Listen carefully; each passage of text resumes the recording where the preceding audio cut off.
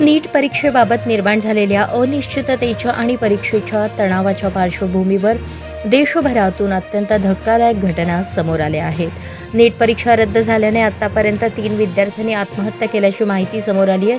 दिल्ली, राजस्थान आणि गोवा येथील 3 विद्यार्थ्यांनी आत्महत्या केल्याची माहिती समोर आली आहे। दिल्लीतील आदर्श नगर परिसरात राहणाऱ्या 21 वर्षीय तरुणीने आत्महत्या केली, तर राजस्थानातील सीकर येथील प्रदीप मेघवाल या विद्यार्थ्याने टोकाचे पाऊल उचलल्याची घटना घडली आहे। याशिवाय गोव्यातील एका विद्यार्थ्यानेही आत्महत्या केल्याचे समोर आले आहे। या घटनांमुळे नीट परीक्षेच्या तणावाच्या विद्यार्थ्यांवरती किती गंभीर परिणाम होत आहे याबाबत चिंता व्यक्त केली जात आहे। दरम्यान केंद्रीय शिक्षण मंत्र्यांनी विद्यार्थ्यांना भावनिक आवाहन करत कोणत्याही परिस्थितीत आत्महत्येसारखं टोकाचं पाऊल उचलू नये, सरकार विद्यार्थ्यांच्या पाठीशी असल्याचं म्हटलं आहे।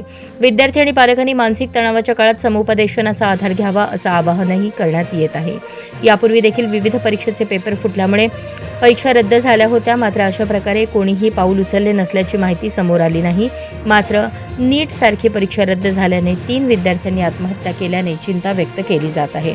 दरम्यान या आत्महत्येला जबाबदार कोण असा सवाल उपस्थित झाला आहे। हा आपला हक्काचा चॅनल एजी न्यूज, संपादक अंबादास गज्जर या यूट्यूब चॅनलला लाईक करा, शेअर करा, सबस्क्राईब करा। संपर्क 94 92 37 68 92।